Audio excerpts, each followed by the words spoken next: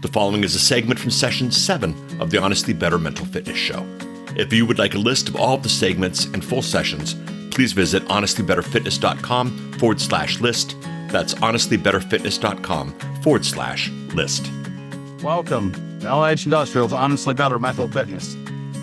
I'm Mike Lomber. I'm the president of LH Industrial, standing in the middle of a breezeway in the shop in Tempe, Arizona, to get an idea of what we do behind us here. I found mental fitness a few years ago, and it changed my life. It's changed my family's life. And now we'll bring it to all of LH Industrial and recording it to put it out for us to hearing. Thank you for joining.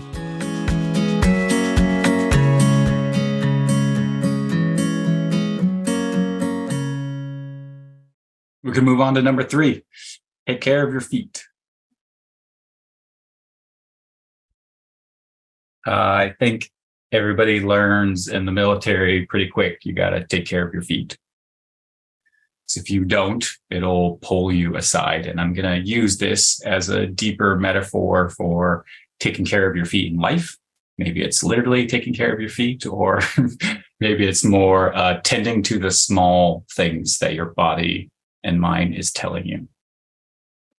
Kind of the way it goes if you're hiking or backpacking or anything like that, you start to feel this annoying little spot on your foot, but you're only a quarter mile on the trail, and you can still see the car there, and you've got to get to the thing on the time, and you want to get there, so you ignore it and you press on, and then that little thing on your foot starts to turn into a hot spot. But it's because we're moving slow, we got to keep going, and you keep going, and then that little thing turns into a blister, and then the blister, you can't stop and slow down because now it's making you move slower. So you have to patch it up real quick and then keep going, and then that blister gets infected, and then pretty soon your foot is a giant bloody mess, and then it gets your attention, and then it makes you stop.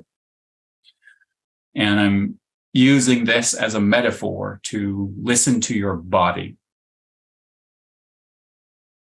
The little things it tells you, the stomach ache that you've been ignoring, the thoughts or feelings that you have that you just put away.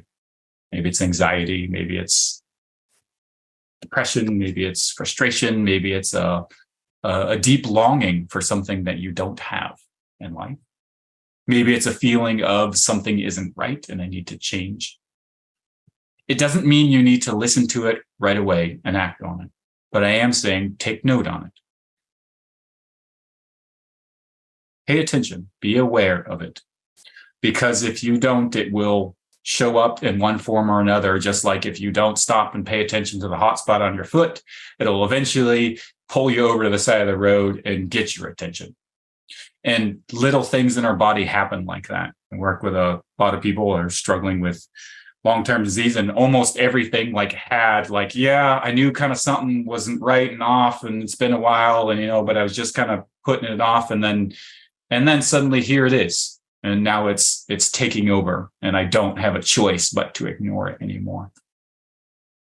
Maybe this is suppressed emotion, a longing of the heart.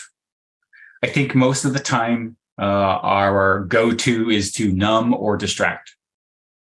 I think it's probably alcohol, or maybe scrolling on your phone, or social media, or movies or TV or games, or whatever it is that we use as the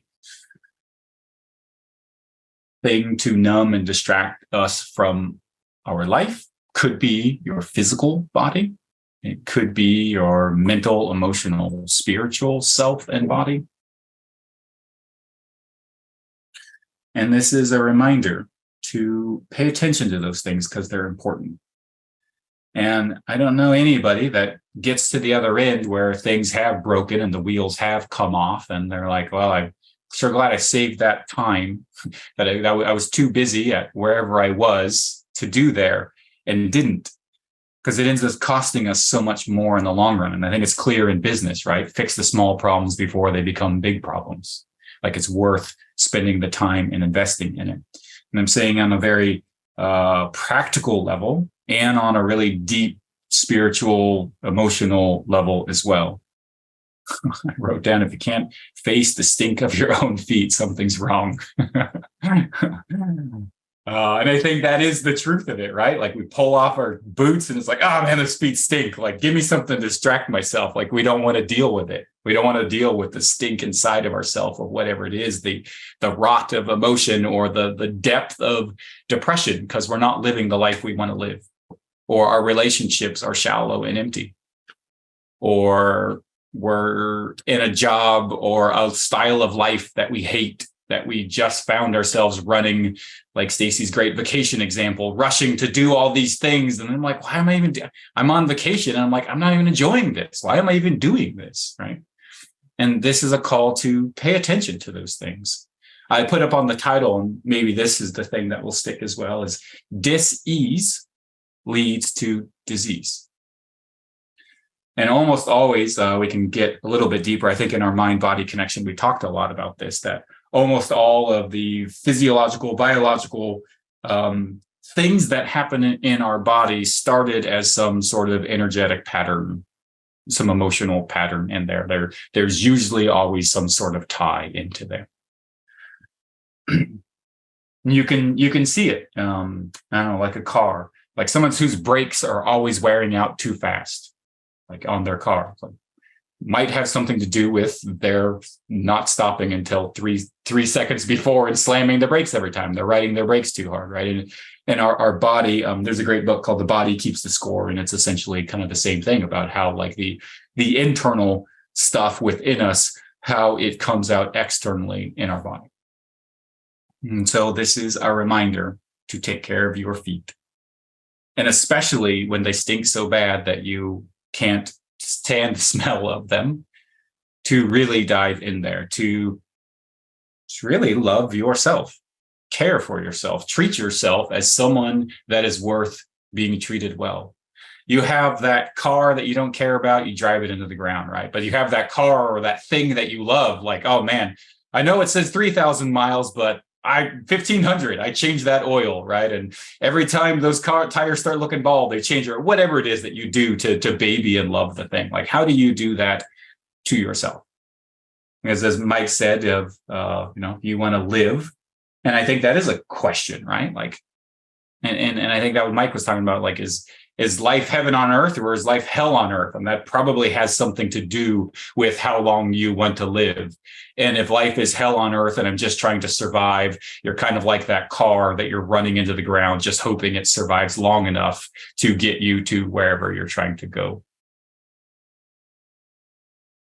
And I would take the moment to sit with it and offer up that, as Mike said, it is actually your choice. You can choose to create it. And I think a lot of times we might feel stuck on this car or this hell on earth or whatever it is, and to know that you can switch and you can change and you can move. And it starts by paying attention to yourself, paying attention to your body, facing the things that you don't want to face, not just numbing, ignoring, or distracting, but taking the time. And sometimes it's not just, sometimes it's deep things that we are struggling to face. And sometimes it's just letting the busy life get in the way of taking care of yourself. And this is a reminder to find the time and take the time out. Like in the hike, we all learned in the military, man, the hot spots come, stop now. As soon as my awareness is like, oh man, I'm getting a hot spot, boom. Maybe it's not this second, but it's going to be in 5 minutes or 10 minutes or something, right? And I'm going to get down there. I'm going to take care of it. I'm going to wrap this thing up, and then I'm going to get it up, and I'm going to take care of my feet, and then my feet are going to take care of me. And I would say the same thing with you in your life, to find the time to do the things that are important, because otherwise they'll find the time. Those things in your life will find a way to let you know how important they are, which usually leaves you stranded on the side of the road. There was an interesting, somewhat related here, study in firefighters, and they looked at like firefighter accidents and these huge like tragedies that happened. And almost always someone saw something, like someone had this feeling that something was wrong. And I bring that in here because almost everyone that I have talked to that is struggling with some major illness or something in their life, almost always they knew, I kind of knew something was off the last few years. I kind of knew. And so I'm putting this out there to listen to your own intuition, wisdom in your body, because it's smart. It's trying to tell you something. And it's in it and you, which is what we're really talking about, are worth taking the time. Okay, it's number 3. Short and sweet on that one. You know, Travis, I gotta jump in on this one. One of the things that really has become apparent to me over the last year or so is there is an order to things. You know, I mean, as simple as that sounds, it's such a profound issue because, you know, if you go on the hike and then take care of your feet, it's entirely different than taking care of your feet and then going on the hike. You know, and what happens is we tend to look at things from a binary standpoint. You know, did I check my feet? Is where many of us go. You know, did I take the time? Did I get the nap? You know, did I go to bed at 8? You know, did I do these things? But they're not binary.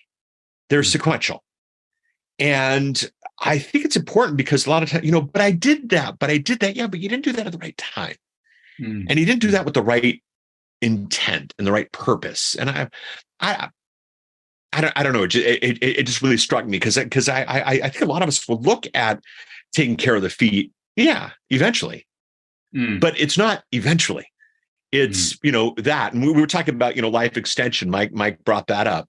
You know, doubling your life is important, but also have a life worth doubling is even more important. There's a lot of us out there, sadly, who doubling their life would be tragic and sad.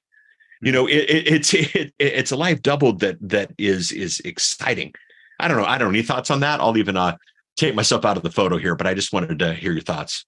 Yeah, great. Thank you. Well, what I heard deeply in there is doing the actions versus actually taking care of your feet.